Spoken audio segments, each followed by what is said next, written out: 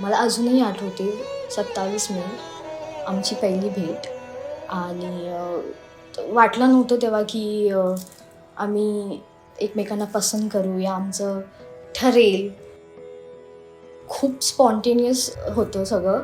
म्हणजे ते आले, बघून गेले आणि त्यांचा होकार आला, मग आमचा होकार गेला, मग एकमेकांना जाणून घेतलं आणि नंतर मस्त ट्युनिंग जमली आमची. आणि कधी समजलंच नाही आम्ही बेस्ट फ्रेंड झालो. लाईक आम्ही टोटली स्ट्रेंजर होतो आणि we met through arrange marriage and then we become best friends and then कधी प्रेम झालं समजलंच नाही. धीमी धीमी हवा तेरी उडने लगी. ही जेव्हा माझ्या आयुष्यात आली तेव्हा आयुष्य बदलून गेलं. चांगली गोष्ट व्हायला लागली खूप. आणि एक प्रेमळ गोड छोटीशी एक मुलगी माझ्या आयुष्यात आली. सर्व काही बदलून गेलं. मला असं खूप सांभाळणारी, जी माझ्यावर खूप प्रेम करते, जसं आपण आयुष्यभर एकमेकांच्या सोबत नुसतं सोबत नाही आनंदात राहू आयुष्यभरासाठी. जसं पण होईल कुठलीही परिस्थिती तू माझ्यासोबत हवी आहेस.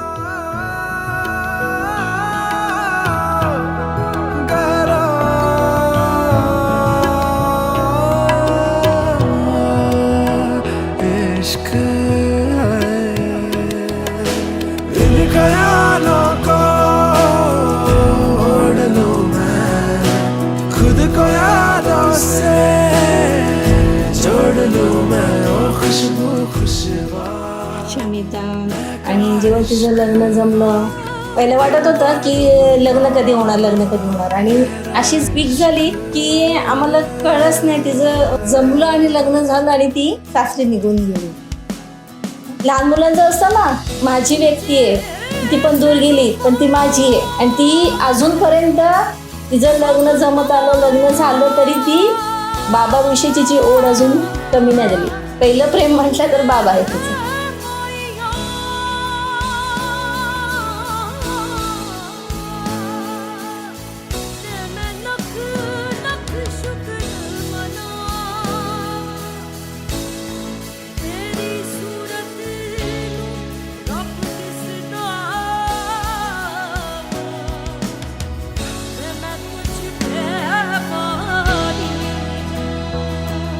आपला हा 7 महिन्यांचा प्रवास आज हा सप्तपाशी येऊन ठेपला आहे. आता मी स्वतःला तुमची बायको म्हणवणार काय मिरवणार. तुमच्यासारखा जोडीदार मिळाला भाग्य लागतो आणि मी स्वतःला भाग्यवान समजते ही मला तुमची साथ मिळाली. इथून पुढे प्रत्येक वनावर तुम्ही असणार आहात माझ्यासोबत. मग मला आणखीन काय हवं. मेरा दिल भी तू, मेरी जान भी तू, मेरा सब है तू, मेरा रब है तू.